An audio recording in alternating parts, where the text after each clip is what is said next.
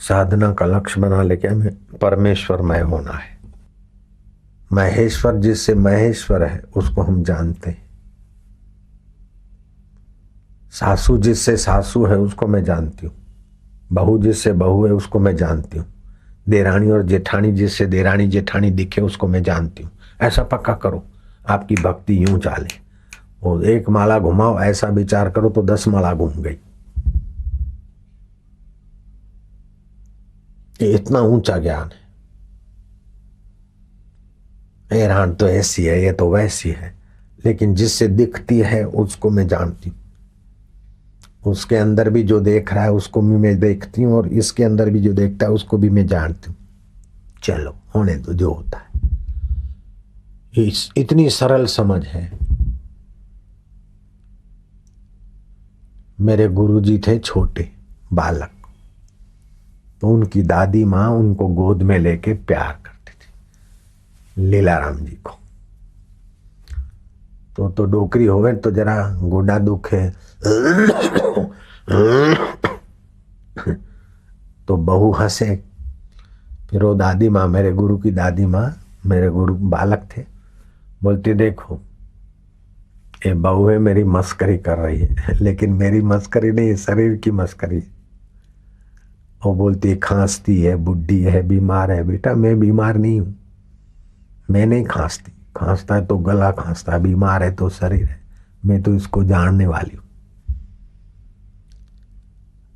ये मरने वाले शरीर को मानती कि हमारी दादी माँ है। ये शरीर में अभी हूं, पहले कई शरीर आए और चले गए, मैं तो वो हूं, लेकिन ये जानती नहीं बेचारी, इसलिए मेरी मखौल करती। मेरे को दुख नहीं होता, तू भी ऐसा समझ ले बेटा। ओ दादी माँ उस लीलाराम बालक को जो संस्कार दिए वही लीलाराम में से लीलाशाह, और फिर उसी लीलाशाह की कृपा से आसुमल से आशाराम और करोड़ों लोगों तक तेरी प्रसादी पहुंच रही है भाई।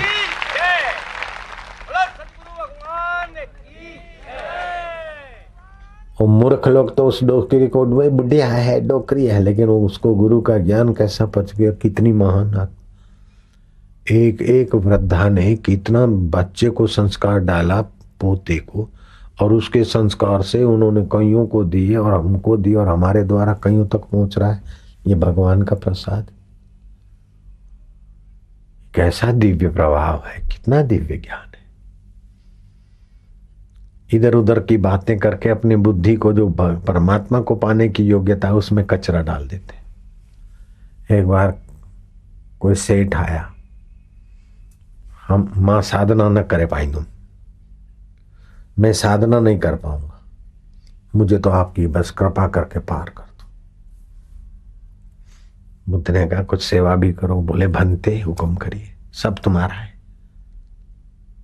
माहिंजरी छड़े तो आंखें सब दे छे, लेकिन मेरे को वो दे दो जो आपको मिला है।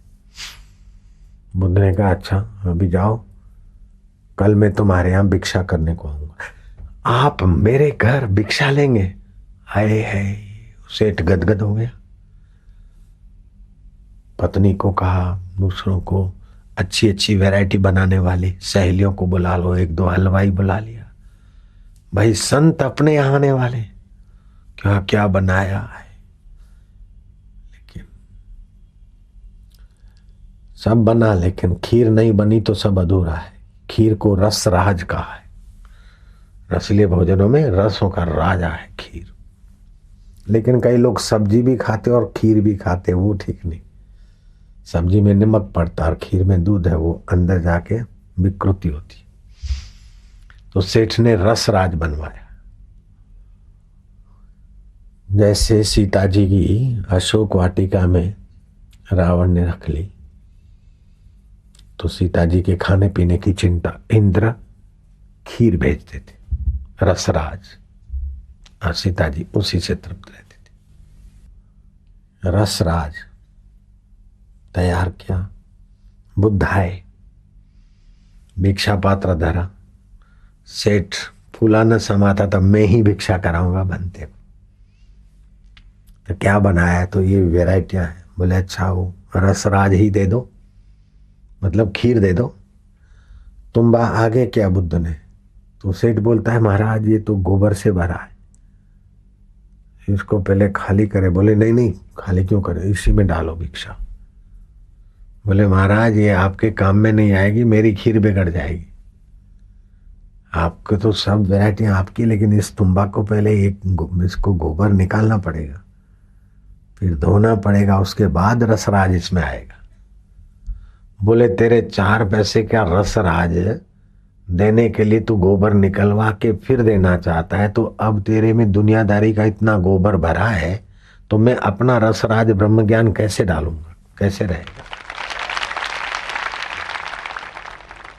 किसी के दिमाग में कथा पड़ा है तो किसी के दिमाग में एफडियां घुसी है, किसी में कुछ घुसे हैं, तो इतना जरा सा खोपड़ा तुम्बा और कितना भरा हुआ है। अब 2 उपाय, या तो फिर कचरा निकाल के साफ करके आए तो रसराज आवे, या तो रसराज इतना धार होती जाए रसराज की कि गोबर के कण धुलते जाएं, खीर भी बढ़ती जाए, धार चालू रहे, तभी भी रसराज शुद्ध आखिरी में रह सकता है।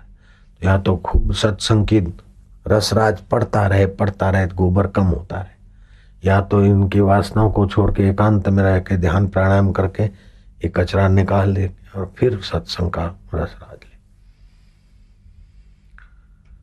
न अकेले निकाल पाते हैं, न अधिक से अधिक धार भी झेल पाते। थोड़ा सा सुना फिर जाए गोबर भरने को, इसीलिए कठिन हो रहा है ईश्वर प्राप्ति। मैं घर में भी रह के, तो उधर भी आश्रम में या इधर भी रह के सेवा ही करनी, तो घर में भी रह के सेवा करते भाई। वहां मेरा और तेरा समझ के अहंता ममता का गोबर इकट्ठा होता और वहां सब ईश्वर का समझ का सेवा हो जाती। जितना यहाँ रहने वालों को, सेवा करने वाले को सहज में सत्संग मिलता और गोबर धुलता है, उतना घर में रहने वालों का नहीं धुल सकता। तो वो जानते, ऐसे आप भी जानते, लेकिन आप जानते इस बात में आप टिक नहीं रहे। आप जिससे जानते हैं उस जानकारी में आप टिक नहीं रहे। आप जो छूट जाता है उसमें मन बुद्धि को लगा देते। अभी इस समय का जो माहौल है एकदम तपस्वी और ज्ञान परमात्मा की प्राप्ति की सुंदर सुंदर जिज्ञासा वाले लोगों का माहौल बना है। इसको सुनने मात्र से हजारों कपिला गौ दान करने का फल होता है। सारे तीर्थों में स्नान करने का फल फलित हो जाता है। स्नातम तेन सर्व तीर्थम, दातम तेन सर्व दानम, कृतम तेन सर्व यज्ञम। स्नातम तेन सर्व तीर्थम, उसने सारे तीर्थों में नहा लिया। दातम तेन सर्व दानम, उसने सारा दान पुण्य कर लिया। कृतम तेन सर्व यज्ञम, उसने सारे यज्ञ कर लिए।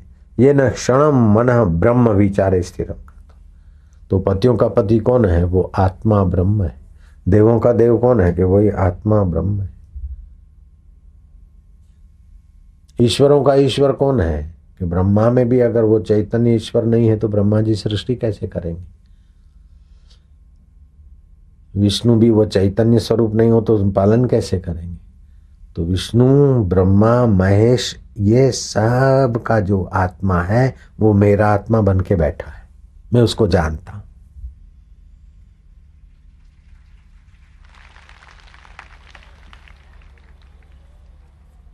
ज्ञात्वा देवम मुच्यते सर्व पाशे भया। उस आत्मदेव को जानने से सारे बंधनों से छूट जाता है।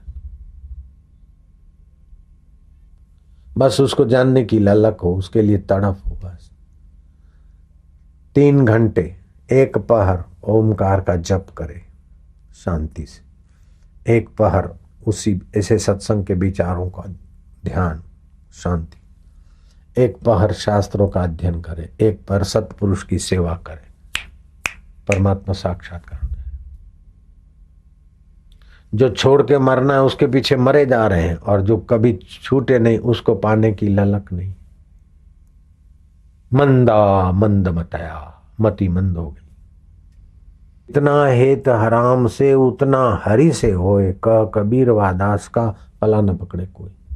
फिर दुख आपको काहे को छुएगा? अभी भी दुख आपको नहीं ले गया, दुख चला गया, आप नहीं गए। सुख आपको नहीं ले गया, सुख चला गया, आप नहीं गए। गए क्या? मौत आई चली गई, हजारों बार मौत आई, हमारा क्या बिगाड़ा उस निगुड़ी ने जो अभी आएगी तो बिगाड़ लेगी। मौत हमको मार सके इसीलिए आओ, मौत त्रिभुवन में कहाँ रहती है? मारेगी तो जो हम नहीं है, 8 मास का शरीर उसको मारेगी, हमको काहे को मौत मारेगी? दुख हमको काहे को दुखी करेगा? दुख दुखी करेगा मन को, हम उसको भी देखने वाले हैं। भाई हमको काहे को डराएगा? डराएगा तो मन को डरे, मन डरे न डरे उसकी मर्जी। हम उस डर को भी जानने वाले। है इतना सरल है परमात्मा।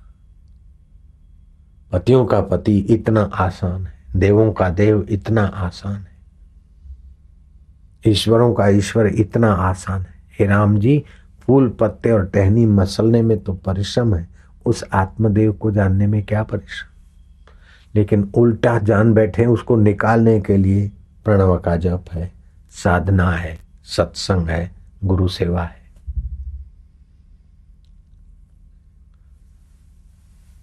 ये कपड़ा स्वतः सफेद है, लेकिन जब मैला हो जाता है तो साबुन से मैल हटाया जाता है। इसकी सफेदी तो स्वतः सिद्ध है। ऐसे ही चित्त के नासमझी के संस्कार साधना से हटाते। बाकी परमात्मा तो पहले भी था, अभी भी है। परमात्मा को नहीं जानते तभी भी तुम आत्मा परमात्मा, लेकिन वो मैल हटने से दुख मिटते हैं सदा के लिए, मुक्तात्मा हो जाते। ऐसा नहीं कि आंसूमल के अंदर गुरुजी ने परमात्मा डाल दिया, अथवा कोई परमात्मा को बुला के आंसूमल को दिखा दिया और आशाराम बना दिया। नहीं, जो आंसूमल था वही आशाराम, जो लीलाराम थे वही लीलाशा। ये तो खाली बाहर की उपाधि से नाम बदले, बाकी वो तो नाम नहीं भी बदलो तो भी क्या।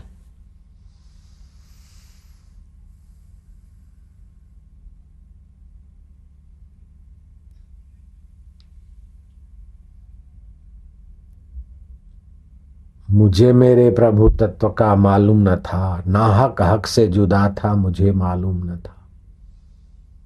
सोच रहे कोई देवता आएगा हमारा दुख मिटाएगा, कोई फलाना आएगा हमारा दुख मिटाएगा। आएगा दुख मिटाएगा, फिर दुख आएगा, फिर आएगा मिटाएगा, करते करते तुम भी थक जाओगे, वो भी थक जाएगा। जिसको कभी दुख नहीं होता उसको मैं रूप में जान लो तो तुम उसको भी मदद करने वाले हो जाएंगे। जो तुम्हारा दुख मिटा रहा है उसका दुख मिटाने वाले बन जाओगे। कितनी ऊंचाई है। समर्थ रामदास कहते थे कि भैंस के सींग पर राई का दाना टिके उतनी देर भी अगर तुम असावधान रहे और उस असावधानी के अनुरूप करने लगे तो तुम्हारा पतन हो सकता है।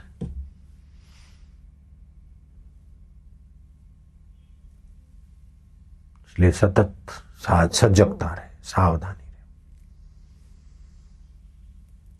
बोलने को तो बोल देते हैं, ध्यान मूलम गुरु मूर्ति, बकवास करते हैं। पूजा मूलम गुरु पदम, मंत्र मूलम गुरु वाक्यम, मोक्ष मूलम गुरु कृपा।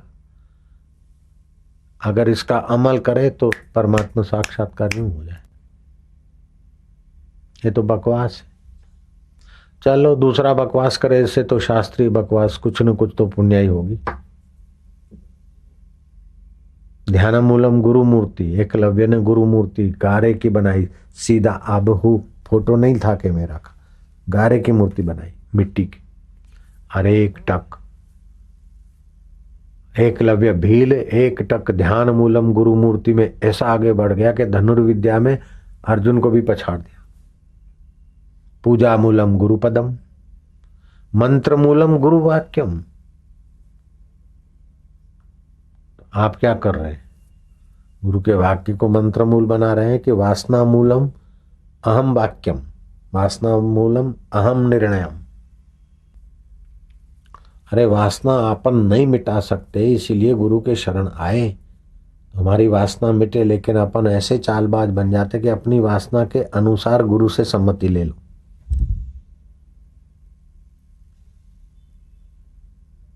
ध्यान मूलम गुरु मूर्ति, पूजा मूलम गुरु पदम, मंत्र मूलम गुरु वाक्यम, मोक्ष मूलम गुरु कृपा। तो शिष्य ऐसे हो जाते हैं कि ऐसा व्यवहार करते मानो गुरु का काम उनके हवाले है और गुरु को ही शिष्य की तरह उनके अनुरूप चलना।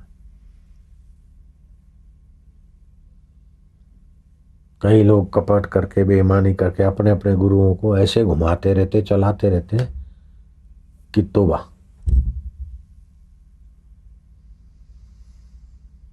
तो अब क्या करें बाबा, क्या करें, बस कहाँ कहाँ गलती होती है सत्संग से पता चलता है और गलती निकाल के अपना काम बना लो और क्या करना है।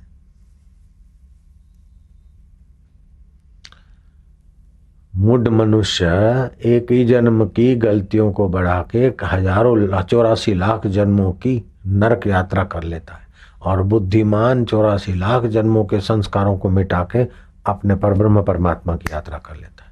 अब आप मूढ़ों का अनुकरण करो अथवा तो उत्तम शिष्य का अनुकरण करो, आपके हाथ की बात है।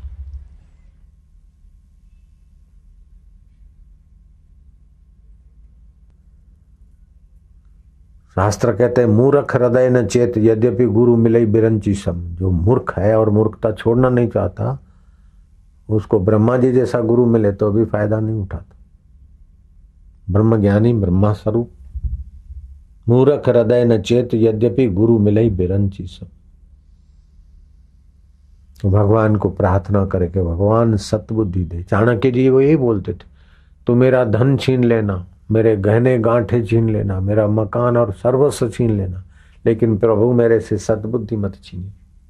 सद्बुद्धि बनी रहेगी तो ये सारी चीजें पीछे पीछे घूमेगी। बस भगवान से सद्बुद्धि, हे प्रभु सद्बुद्धि दयालु तू दया कर। सच्चे हृदय से भगवान को प्रार्थना करो। सच्चे हृदय से ना आए तो ऐसे ही करो कि प्रभु तू सद्बुद्धि दे, ये जन्म हमारा व्यर्थ न जाए। छोड़ जाने वाली चीजों के पीछे हम बेईमान न बने। जो कभी नहीं छूटता है उसमें मेरी प्रीति हो जाए। ओम नमो भगवते वासुदेवाय। तेरी भक्ति का दान दे दे।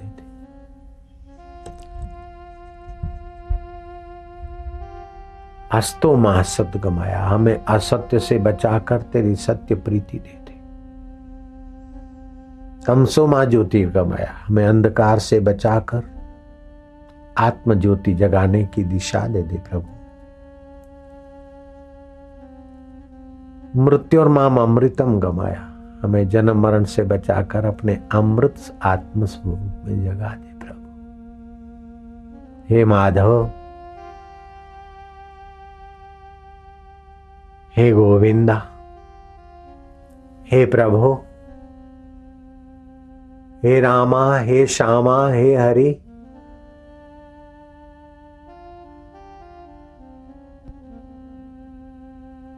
ओम हरि ओम हरि। हरि माना पाप ताप और बेवकूफी हर ले। ओम माना अपना आनंद और ज्ञान, अपना प्रकाश भर ले।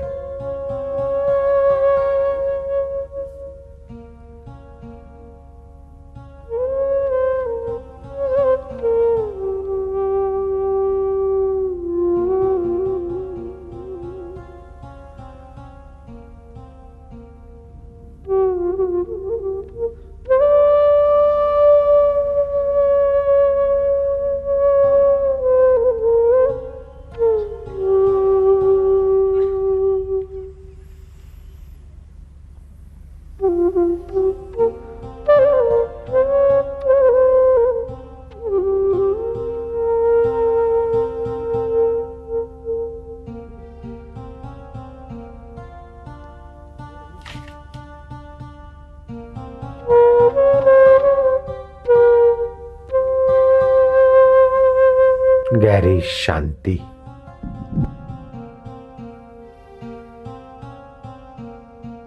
मधुर प्रीति। खोते जा और उसी के होते जा जिसके तुम थे, जिसके तुम हो।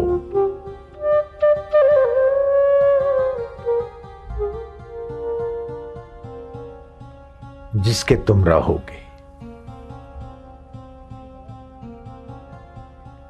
हे वासुदेव, हे गोविंदा, हे आत्मदेव,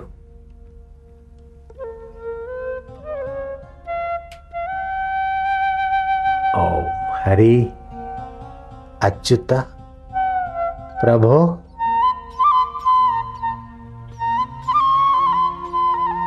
दीन दयाल बिरद समारी, हरौ नाथ मम संकट भारी। वासना के वेग में बहना बड़ा भारी संकट,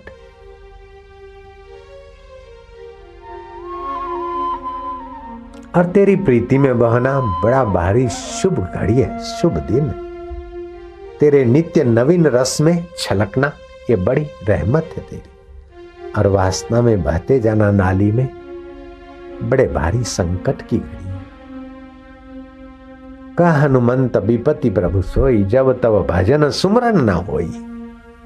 तेरा भजन, तेरा सुमरन, तेरी प्रीति नहीं होती, वही विपत्ति की वेला है।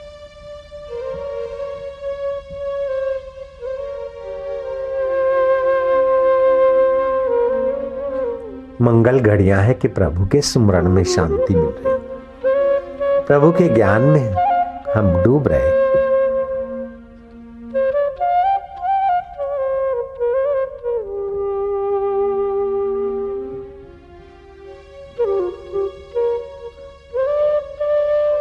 आनंद है, आनंद है, माधुर्य है।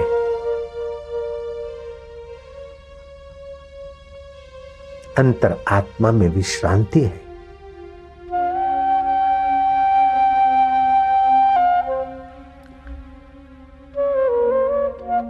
इसका बदला हम क्या दे सकते हैं?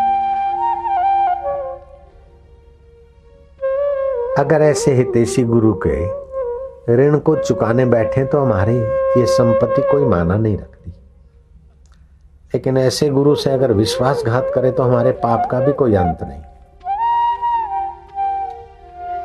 गुरु हमें ब्रह्म बनाना चाहते और हम गुरु से गद्दारी या विश्वासघात करें या उनके सामने पड़े तो उसका फल तो क्या होता होगा, उसका वर्णन कौन करे। गुरुद्रोह से बढ़कर कोई बड़ा पाप नहीं त्रिभुवन में, और पाप का तो प्रायश्चित है, गुरुद्रोही के पाप का कोई प्रायश्चित भी नहीं।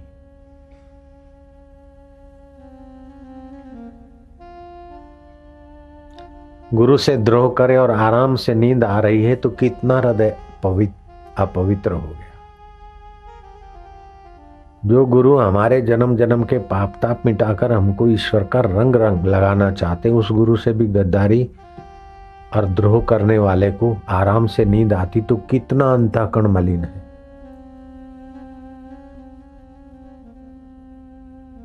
जिसको अपने पाप की पीड़ा नहीं होती उसका कितना पाप के साथ तादात्म्य है।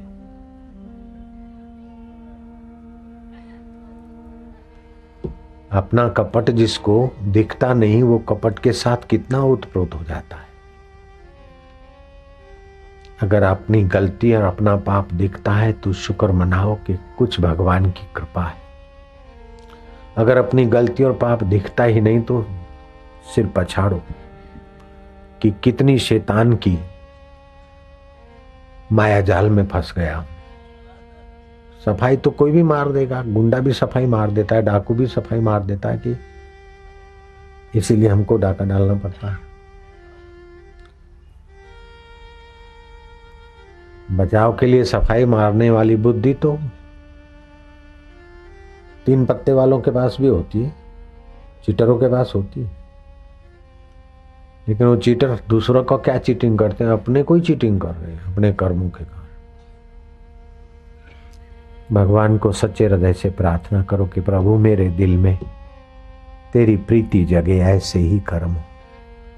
मेरी मति तेरे ध्यान भजन में और तेरी प्रसन्नता में लगे, ऐसी दया कर प्रभु।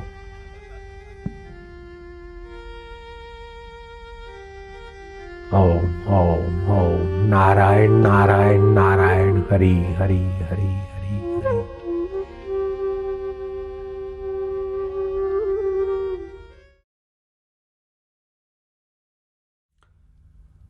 जैसे घर में पुराने फूलमाला अथवा पुराने टूटे फूटे बर्तन अथवा बकरी के खुरों की धूल बिल्ली के पैरों की धूल घर में रहने रखने से कितना भी धनवान आदमी हो कंगाल हो जाता है। ऐसे ही मुंह गंदा, झूठा और दातन किया बिना का, अथवा हाथ झूठे और सिर पे रखे या इधर उधर करे तो उसकी भी पुण्याई और बुद्धि मारी जाती।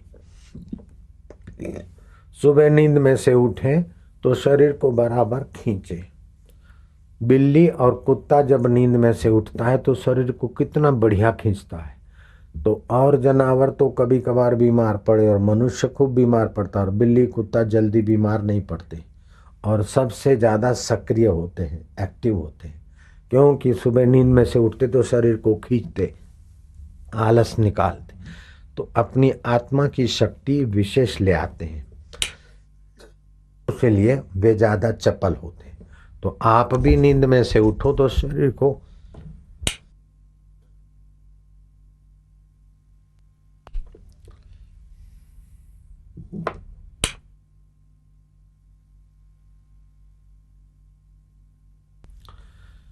आप भी सुबह शरीर को खूब खींचो 2 मिनट, फिर एकदम ढीला छोड़ दो, तो शरीर में जहां जहां कमी है वहां वहां वो कमी चली जाएगी। बूढ़ा आदमी टॉनिक खा खा के थक गया, फिर भी उसकी कमजोरी नहीं गई। जब उसको किसी महापुरुष के सत्संग में समझ में आ गया कि शरीर को खींचने से आत्मा की शक्ति, आरोग्य की शक्ति आती है, वो ऐसा करने लगा। तो बोले दवाइयाँ खा खा के वो ताकत और वो स्फूर्ति नहीं आई जो बाबा के सत्संग से एक शब्द समझने में मेरा लाभ हो गया। तो सत्संग तो शारीरिक स्वास्थ्य देता है, मानसिक प्रसन्नता देता है, बुद्धि में बुद्धिदाता का प्रकाश देता है, और सच्चे संत तो सच्चे पातशाह होते, सच्चे राजा होते। एक बार जहांगीर राजा ने गुरु हरगोविंद को पूछा कि महाराज, आपको लोग सच्चे पातशाह बोलते, सच्चे राजा बोलते, तो वैसे तो राजपाट तो हमारे पास है, आप काहे के राजा महाराजा, लेकिन आपको तो सच्चे पातशाह बोलते, सच्चे महाराज बोलते। गुरु हरगोविंद सिख धर्म की 6ठी गद्दी वाले 6ठे गुरु हरगोविंद सिंह ने कहा कि बादशाह जहांगीर, कभी भगवान करेगा रूबरू इसका तुमको जवाब मिल जाएगा। दिन बीते, एक बार गुरु हरगोविंद सिंह और बादशाह जहांगीर आगरा के जंगल में विचरण करने गए। वन विहार, दोनों का अपना अपना खेमा लगा था। किसी गरीब गुजर के कान बात आई कि सच्चे पातशाह अपने आगरा के पास वाले जंगल में आए। अब वो गरीब किसान, पटेल, गुजर, जो जन्म जन्म के पाप ताप मिटा दे, जिसकी वाणी भगवान को छू कर आए, ऐसे सच्चे पातशाह के लिए मैं क्या ले जाऊं। रज का हरा भरा था, रज का काटा और एक गठरी बनाई सच्चे पातशाह के घोड़े को खिलाऊंगा।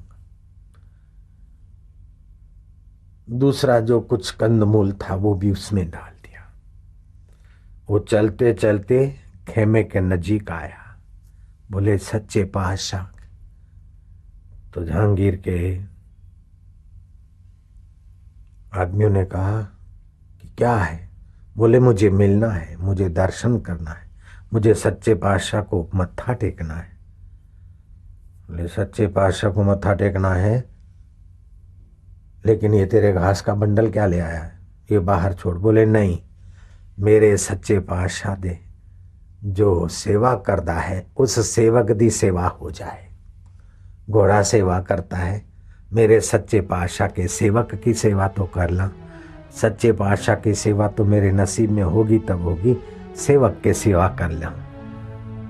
अरे ये नहीं हो चलता है, सच्चे पातशाह का दीदार कोई मजाक की बात है। बोले नहीं, लेकिन मेरा भाग्य आज खुला, मैंने सुना, मैंने जाने दो, भगवान तुम्हारा भला करेगा, रब तुम्हारा कल्याण करेगा, अल्लाह ताला की दुआई। जब वो गिड़गिड़ाने लगा तो जहांगीर जो बैठा था अंदर खेमे में, उसने इनकी रकझक सुनी। जहांगीर ने कहा इस भक्त को आने दो, आने दो। उस बूढ़े ने, भक्त ने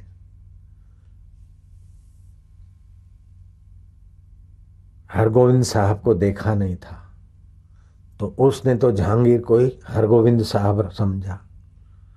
उसने अपना बोझ का रखा सच्चे पातशाह ये कबूल पे, और एक टक्का रखा और बड़ा इज्जत से मत्था टेका। सच्चे पातशाह, आज मेरे कई जन्मों का पुण्य एकत्रित हुआ जो आपके दर्शन हुए, आपका नाम तो सुना था। सच्चे पातशाह, अब मेरे पर रहमत बरसाओ, ऐसे वचन सुनाओ कि मेरी मोह माया मिटे और मेरे दिल में जो दिलबर भगवान है उसका रस आ जाए, उसका ज्ञान आ जाए। सच्चे पातशाह, मेरा इहलोक तो पूरा हो गया, परलोक दा आप ही तारणहार हो। हे सच्चे पातशाह, मैं आपकी शरण हूं। जहांगीर ने हमारी भक्ति भाव की हम कदर करते, लेकिन परलोक बरलोक की ये वाहियात बातें मत करो। मैं तुमको एक दो रियासत दे देता हूं, घोड़े होंगे, गाड़ी होंगे, नौकर होंगे, चाकर होंगे, मजे से जिंदगी जियो। तुम आज मेरे भक्त हो तो मैं तुम्हारे लिए सच्चा पातशाह भगवान। तो उस आदमी को आश्चर्य हुआ कि लगा ये आप सच्चे पातशाह?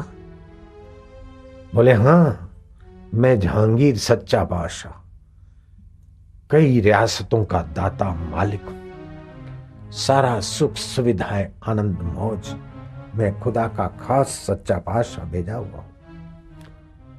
उस आदमी ने टक्का उठा लिया वापस। बोले सच्चे पातशाह, मैं गलती से यहां आ गया, आप सच्चे पातशाह नहीं दिखाई देते, आप कच्चे पातशाह दिखाई देते। बोले कैसे? बोले आप तो मेरे को कच्ची चीजें देते हैं, एक दो रियासत देंगे वो तो यहीं रह जाएगी, घोड़े गाड़ी महल मकान देंगे, ये कच्ची चीजें यहां रह जाएगी। आप कच्चे पातशाह है, मैं गलती से आ गया, माफ करना। बादशाह जहांगीर, मैं समझा था कि आप गुरु हरगोविंद साहब सच्चे पातशाह हैं, लेकिन आप बादशाह जहांगीर कच्चे पातशाह हैं। ये कच्ची चीजें तो मुझे माया में फंसा देगी। अभी थोड़ा सा है तो इतनी ममता, और ज्यादा होगी तो ज्यादा ममता, और वो भी छोड़ के मरना। ये शरीर भी अहम पड़ जाएगा तो तुम्हारा दिया हुआ इतना राजमहल मेरे काम में क्या आएगा? मुझे तो सच्चा सत्संग मिले, सच्चा नाम का दान मिले, और सत्य आत्मा परमात्मा का ध्यान मिले, ऐसे सच्चे पातशाह के पास जाने। उसने वो गठरी घास की उठा ली, और जो टक्का रखा था जहांगीर के चरणों के नजीक, वो भी बुढ़े ने वापस उठा लिया। मानो जहांगीर के मुंह पर लपड़ाक पड़ गई।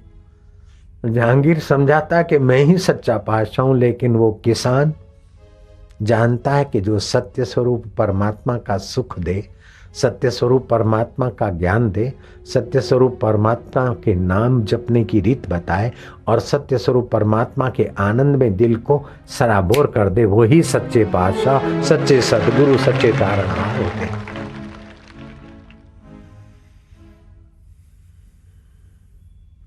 ऐसे ही जगन्नाथपुरी में एक भक्त हो गए जगन्नाथ दास। वे भक्त तो क्या थे महाराज, नम्रता की मूर्ति थे। सच्चे पातशाह श्री हरि को, भगवान को, गुरु को अपना दिल दे बैठे थे।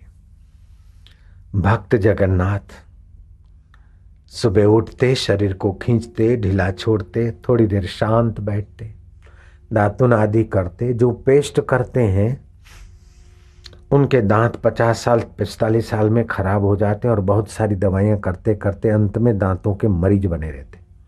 लेकिन जो नीम का दातुन करता है अथवा बबूल का दातुन करता है तो उसके दांत जल्दी खराब नहीं होते।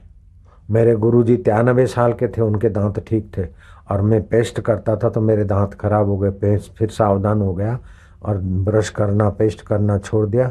अभी मैं नीम का दातुन करता हूँ। कभी कभी वो पहले के दांतों को जो पेस्ट लगाकर मसूड़े कमजोर कर दिए हमने, तो उसके लिए क्या करता हूँ, आप सबके लिए बहुत अच्छी चीज़ है, बाबुल के पेड़।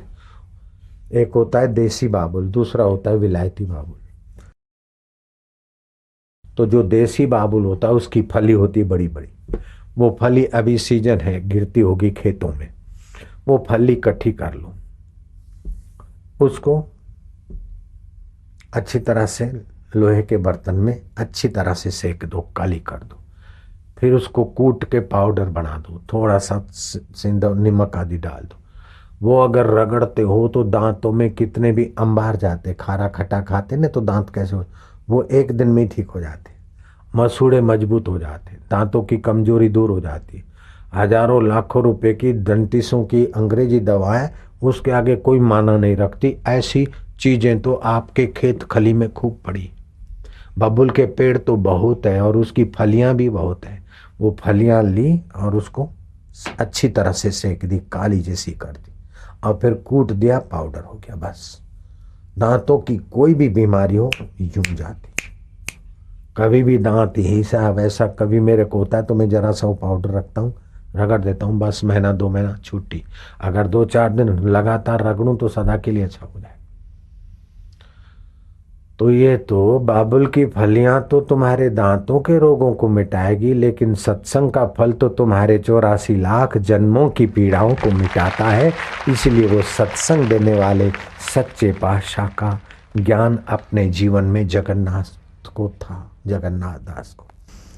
वो मेरे सब कुछ है, मेरे बंधु है, मेरे सखा है, मेरे सेवक है, मेरे सब कुछ है।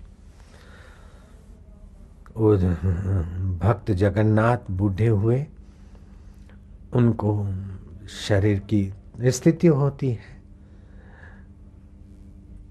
तो शरीर लाचार हो गया, बाथरूम में संडास में जाना आना उनके लिए कठिन हो गया, फोड़ा हो गया था।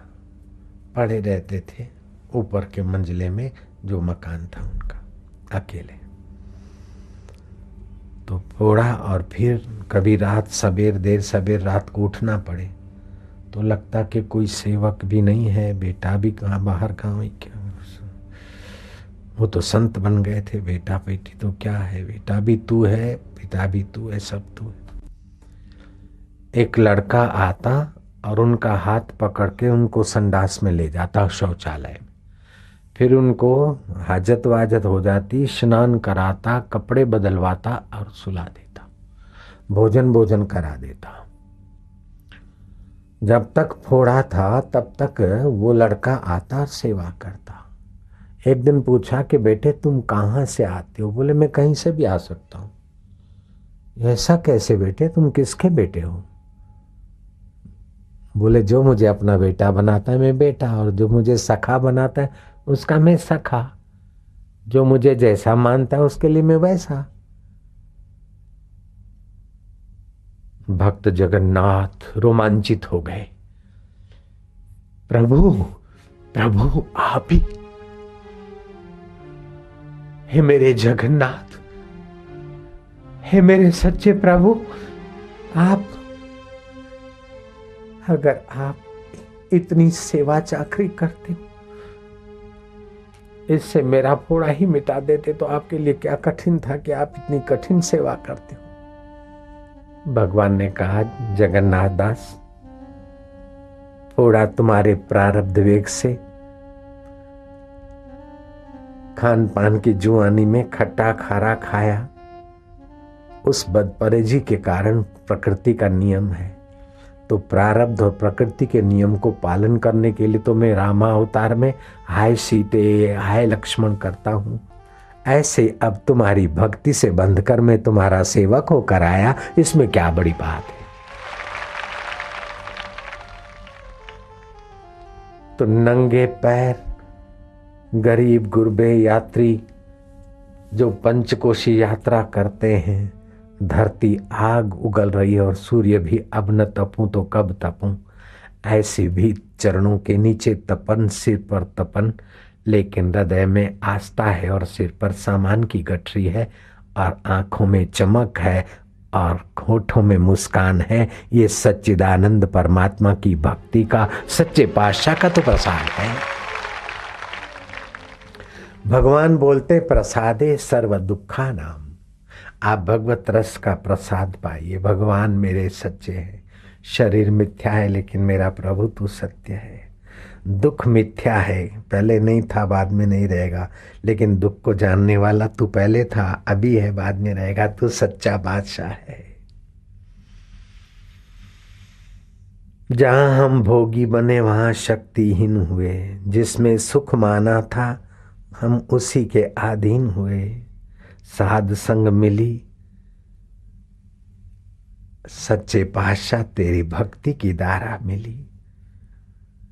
जैसे भक्त जगन्नाथ को भगवान साकार रूप में युवक के रूप में सेवा करते, किसी को भगवान अंतर प्रेरणा देकर उसका हौसला बुलंद करते हैं, तो किसी की सेवा भगवान संत के हृदय से सत्संग के द्वारा सद्बुद्धि देकर उसका बेड़ा पार कर देते हैं। वो सत्य स्वरूप न जाने किस ढंग से उन्नति करे, उसकी लीला निराली है। तीर्थ नाए एक फल, संत मिले फल चार, सतगुरु मिले अनंत फल, कहत कबीर विचार। तीर्थ में नहाने से धर्म लाभ होता है। संत मिलते हैं तो धर्म, अर्थ, काम और मोक्ष 4 लाभ होते हैं। लेकिन जब सतगुरु मिलते हैं, दीक्षा मिल जाती है, दिशा मिल जाती है साधन भजन करने की, फिर भगवान दूर जो थे वो अपने दिलबर देवता बन जाते हैं। जो मरने के बाद मिलने वाले होते हैं वो जीते जी उसका अनुभव होने लगता है। लख लख प्यालियां भर भर पिए, धन की, वाहवाही की, शराब की, मौज शौक की, फिर भी हृदय में वो सच्चा रंग नहीं लगता। लख लख प्यालियां भर भर पिए, चढ़े न मस्ती नैन, एक बूंद सत्संग की, मस्त करे दिन रैन। तो आप सत्य स्वरूप ईश्वर का संग करो। सुबह नींद में से उठो, मन को पूछो कि कौन उठा।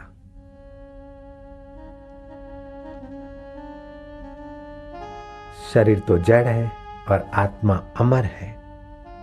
बेटा तू उठा है। अब ऐसी जगह मत लगना जिससे पाप हो जाए। तू जिसकी सत्ता से जागा है उसकी स्मृति करके उसको, परमात्मा को अच्छा लगे ऐसे काम करेगा ना।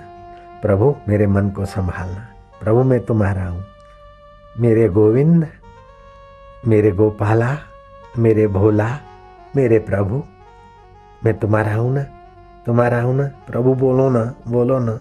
बेबोले भगवान को बोलने के लिए आप प्रसन्न कर लो। एक दिन में नहीं तो दूसरे दिन, नहीं तो तीसरे दिन, नहीं तो चौथे दिन आपको अंतरात्मा की आवाज आएगी कि हाँ मैं तुम्हारा हूं। बस भगवान तुम मेरे हो, मैं तुम्हारा हूं, संसार स्वप्ना मेरा प्रभु अपना।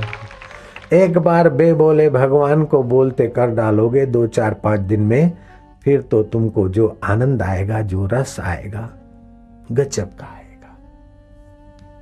रामकृष्ण परमहंस के पास भगवान राम को लाला रूप में मानने वाला एक साधु आया। उस साधु का नाम था जटाधारी बाबा।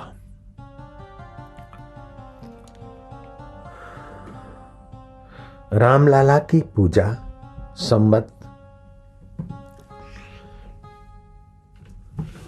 रामलाला की पूजा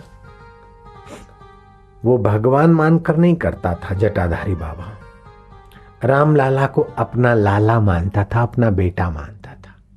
बेटे उठो, सुबह हो गई रामलाला, ऐसे करके रामलाला का बाल स्वरूप को उठाते, साफ सुथरा करते, नहलाते, कपड़े पहनाते, तिलक करते, भोग लगाते, फिर आंखें मूंदते, खा खा, अभी तक क्या गया, अरे खानो खाने।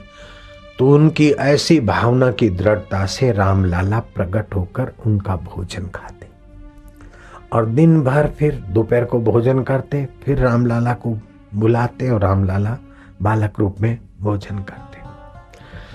जटाधारी बाबा बड़े मस्ती से रहते, तो रामकृष्ण के यहाँ जैसे साधु घूमते घामते आते हैं, किसी मंदिर में ठहरते, ऐसे वो जटाधारी बाबा यात्रा करते करते रामकृष्ण परमहंस काली के मंदिर के पुजारी उनके पास आए दक्षिणेश्वर में। तो रामकृष्ण देखते थे कि जटाधारी महाराज बड़े मस्ती से रहते, तो जरा बारीकी से देखा तो बोले तो रामलाला को अपना बेटा मानकर पूजा करे।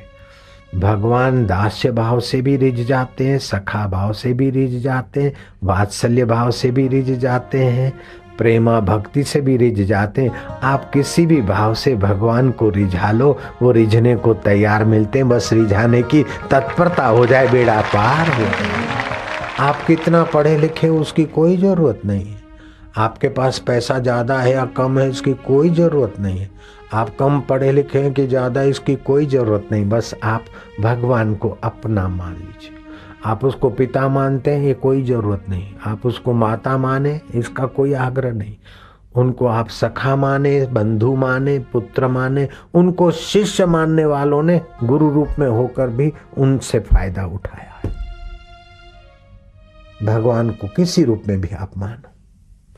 तो दक्षिणेश्वर में रामलाला की पूजा करने वाले जटाधारी बाबा का दर्शन पर्शन करके रामकृष्ण बड़े उनकी सुख सुविधाओं का ख्याल रखते और जटाधारी बाबा से रामलाला की उपासना की दीक्षा ले ली। भगवान को स्वामी रूप में से तो भजते थे, माता को मां रूप में तो भजते थे, लेकिन 1864 की घटना है। रामकृष्ण परमहंस ने जटाधारी बाबा से दीक्षा ली और भगवान को अपने बेटे के रूप में पूजने की विधि जान ली। अब तो रामलाला को मन ही मन सुबह जगाते, खिलाते, पिलाते। एक दिन दोपहर को जटाधारी रामलाला को भोग लगाते लगाते थक गए। रामलाला प्रकट ही नहीं हुए। अरे कहाँ चला गया, अरे कहाँ गया मेरा रामलाला, भूख लगी होगी। ऐसे करते करते आए तो देखा रामकृष्ण उनको खिला रहे। जटाधारी बाबा दंग रह गए कि अब मेरा बेटा होकर तू इनके पास आया, तेरे को इधर ही सुख मिलता है। हाँ? अच्छा बेटे महाराज, अब ये मेरा राम तुम्हारा लाला हो गया महाराज।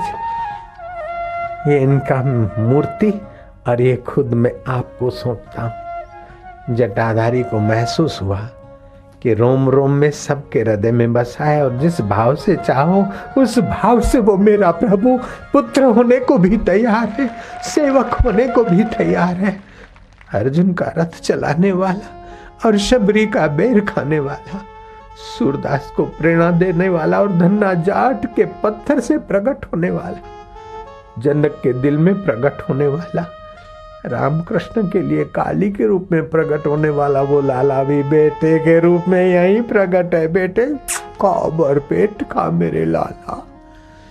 ऐसे करते करते जटाधारी बाबा रामलाला की पूजा की सारी विधि तो पहले बता चुके थे, लेकिन राम जी का स्वरूप भी दक्षिणेश्वर में रामकृष्ण को देकर खुद फिर रमते राम हो गए। अब तू सर्वत्र है, केवल तू मूर्ति में नहीं है, मेरे चित्त में भी है, जल थल में तू है।